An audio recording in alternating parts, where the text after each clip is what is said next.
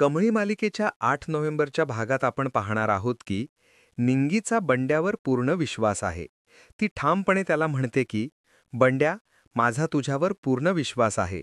तू दारू पिऊ शकत नाही." तिथेच उभा असलेला ऋषी विचारतो की, "अरे पण त्याला दारू नक्की पाजली कोणी?" यावर कमळीसुद्धा बंड्याला आग्रहाने विचारते की, "बंड्या, सांग आम्हाला, तुला कोणी दारू पाजली?" बंड्या अजूनही नशेत असल्याने अडखळत सांगण्याचा प्रयत्न करतो की तिने दारू पाजली, तिचा झगा. दुसरीकडे पोलीस अन्नपूर्णा महाजन यांच्या घरी राजन यांच्याशी बोलायला आलेले असतात. पण कामिनी लगेच पुढे होऊन पोलिसांना म्हणते की, तुम्हाला जी काही माहिती मिळाली असेल राजनच्या बायको आणि मुलीबद्दल, ती तुम्ही मला सांगू शकता. पोलीस कामिनीनं काहीही सांगत नाहीत. तेव्हा कामिनी मुद्दाम त्यांना टोमणा मारते आणि म्हणते, तुम्ही मला सांगत नाही आहात कारण तुमच्याकडे कदाचित सांगण्यासारखं काही नसेल.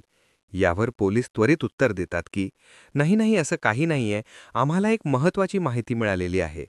लगेच कामिनी देवाला हात जोडायचा नाटक करते आणि म्हणते, देवच पावला बाई, आणि त्या इन्स्पेक्टरला विचारते, काय कळालं तुम्हाला माहिती, मला सांगा तुम्ही. राजनच्या मुलीबद्दल आणि बायकोबद्दल जी काही माहिती असेल ती तुम्ही मला सांगा.